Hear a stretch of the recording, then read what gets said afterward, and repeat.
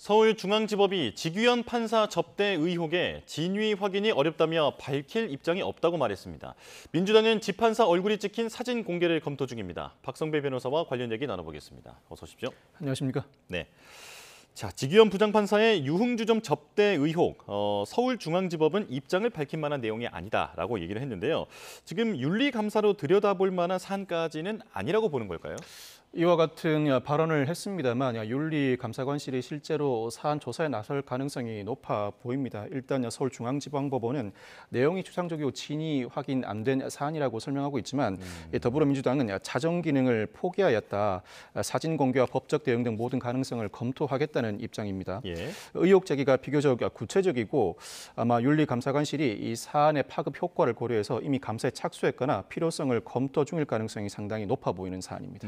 네. 자, 민주당은 사진 공개를 검토하겠다라고 밝히고 있는데 이 제보 자체의 신빙성 논란도 있는 상황이죠. 사실 제보를 하는 과정에서 일부 진술의 번복 내지는 사실관계 정정이 있었습니다. 물론 직무 관련자로부터 지판사가 여러 차례 향응 제공받았다는 사실 자체를 번복하지는 않았습니다만 제보자가 지판사 일행이었다고 하다가 제보자가 지판사 일행이었는지는 다시 한번 확인해 보겠다는 입장을 내놓았습니다.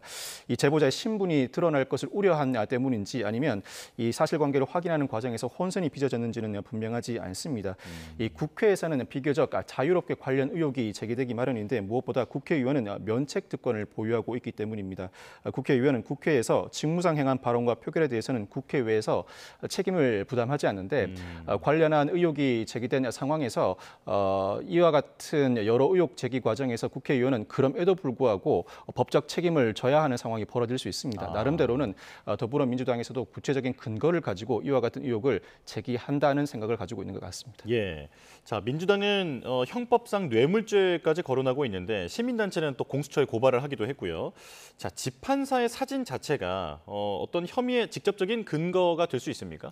아직까지는 그 향응을 제공받았다고 주장하는 장소에 대한 사진이 공개된 상황이고 더불어민주당에 따르면 지판사의 얼굴이 선명하게 찍혀 있다면서 추가 사진 공개도 예고하고 나섰습니다. 아마 이 사진이 공개된다면 실제로 관련 조사는 이어질 수밖에 없을 것으로 보이는데 실제로 향응을 제공받았는가, 향응을 제공받은 사실이 실체 관계로 드러난다면 여러 가지 법적 문제가 불거질 수 있습니다. 무엇보다 징계는 불가피해 보이는데 참고로 판사는 파면 징계는 받지 않습니다. 탄핵 또는 금고 이상의 형 선고가 아니고서는 파면할 수 없는 상황이라 정직, 감복, 변책 세 가지 징계 중 하나의 징계를 받게 됩니다. 여기서 더 나아가서 형사 책임으로 비유할 수 있는데 직무 관련성 여부를 불문하고 1회 100만 원을 초과하는 금품 등을 지급받은 사안이라면 청탁금지법 위반에 해당하고 이 수준에서 그치지 않을 가능성이 상당히 높습니다.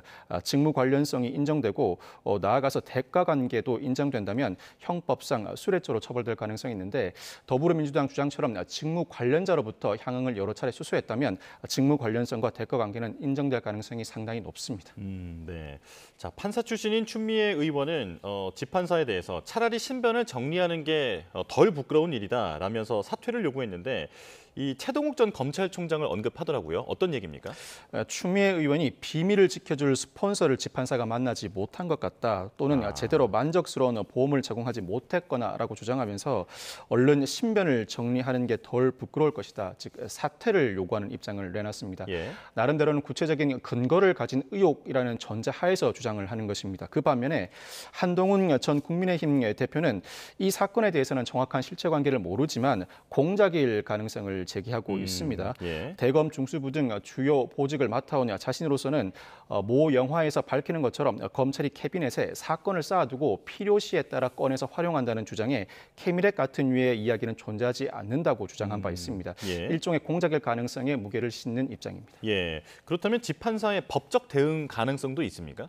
사실 지판사가 직접 법적 대응에 나설 가능성은 낮아 보입니다. 물론 한동훈 전 대표의 경우에는 자신과 관련된 의혹을 제기한 김의겸 전 의원이나 언론사를 상대로 민사소송을 제기하였고 이 두 주체가 실제로 형사재판에 기소된 상황이기도 합니다. 그렇지만 국회에서 온전히 발언이 이루어진 상황이라 국회 외에서의 책임을 질 수 있는가, 즉 민형사상 책임을 아직까지는 면할 수 있는 상황으로 보이고, 물론 의혹이 사실이 아님을 전제로 합니다.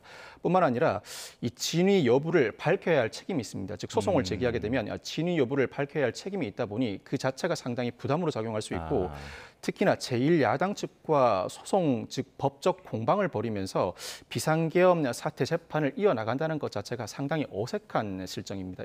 이와 관련해서 재판사가 직접 나서서 법적 문제를 제기할 가능성은 비교적 낮고, 법원 내에서 윤리감사관실을 통한 실체관계 파악에 나설 가능성이 좀 더 높게 점쳐지고 있습니다. 예.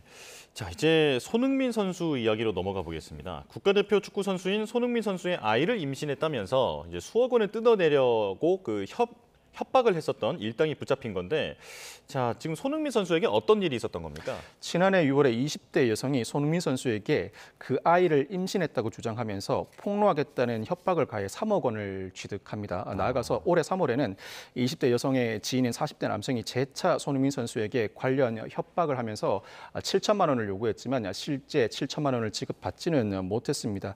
이 사건은 지난주에 손 선수 측이 경찰에 고소장을 제출했고, 아마 주요 인물이라 서울청에 보고하면서 사건이 진행될 가능성이 상당히 높습니다. 경찰은 즉각적으로 이번 주에 체포영장을 신청해 발급받았고, 체포영장을 발급받는 즉시 체포를 단행함은 물론 이 피의자에 대한 압수수색에도 나섰습니다. 아마 이 사건은 통상적인 수사 절차 진행처럼 이 피의자들에게 소환을 요구했을 때 도주 우려가 높다고 보고 곧바로 체포영장 집행에 나선 것으로 보이고, 애초에 수사에 착수할 때부터 구속영장 신청도 염두에 두고 있던 사안으로 보여지는데, 실제로 체포 이후 수사를 진행한 경찰은 구속영장을 신청했습니다. 예. 근데 경찰은 여성이 주장하는 임신 시점과 손흥민 선수의 진술에 여러 가지 차이가 있다라고 얘기를 하면서 어떤 진위 여부를 밝히고 있는 상황입니다. 시간이 얼마나 걸릴까요? 이 진위 여부는 두 가지 측면에서 조사가 이루어질 것으로 보입니다. 실제 초음파 사진이 맞는가? 이 실제 초음파 사진은 병원, 산모 이름, 촬영 일시 등이 명시돼 있습니다. 그리고 실제 초음파 사진은 생각보다 그 화질이 깨끗하지 않습니다. 아마 태아의 크기와 해부학적 구조에 비추어 사진이 실체관계에 부합하는지 확인해 볼 예정으로 보이는데, 산부인과 전문의나 초음파 기사로부터 감정을 받을 수도 있습니다. 나아가서 실제로 여성이 주장하는 임신 시기에 손흥민 선수의 아이를 임신하였다고 볼 수 있는지 관련된 임신 사실에 대한 진위 여부도 조사할 것으로 전망됩니다.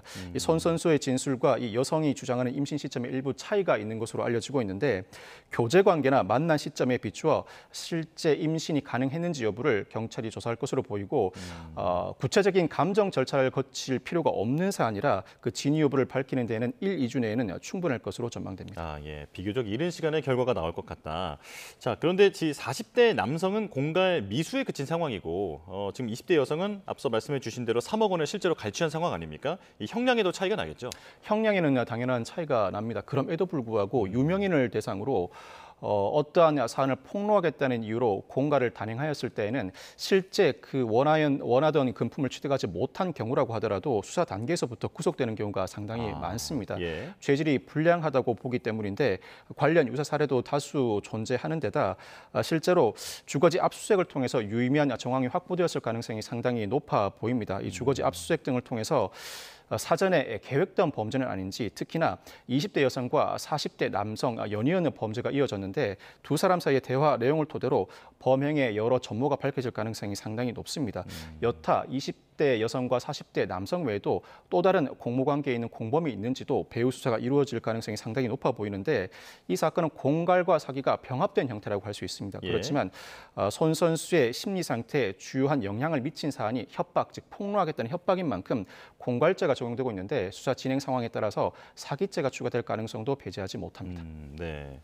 이렇게 유명인을 노리고 접근해서 금품을 요구하는 사례, 저희가 심심치 않게 보도를 하고 있는데, 처음에는 개인적으로 어떻게 해결해 보려고 하다가 결국엔 문제가 커지는 경우가 많은 것 같습니다. 이런 위협을 받는 경우에는 어떻게 대응하는 게 좋을까요? 일단 상대방이 심리적인 서운함을 느끼는 것인지 금전을 요구하는 것인지 사전에 따져볼 필요가 있습니다. 심리적인 서운함을 느끼는 사안이라면 필요한 사죄를 하고 일정한 보상을 할 필요가 있습니다. 그렇지만 금전을 노린 범행에 해당하는 수준이라면 신속하게 법적 대응에 나서는 것이 좋습니다. 그렇지 않으면 계속해서 끌려다닐 수밖에 없습니다. 뿐만 아니라 유명인인 만큼 이 사안 자체가 알려지는 것 자체로 상당한 부담을 느낄 수밖에 없는데 허위 사실에 대해서는 적극적으로 반박함으로써 사실관계를 바로 잡아야 하고 특히나 사진이나 영상 등 유포될 경우 심각한 피해를 야기할 만한 자료에 대해서는 법원 가처분을 통해서 이와 같은 유포를 막을 필요가 있습니다.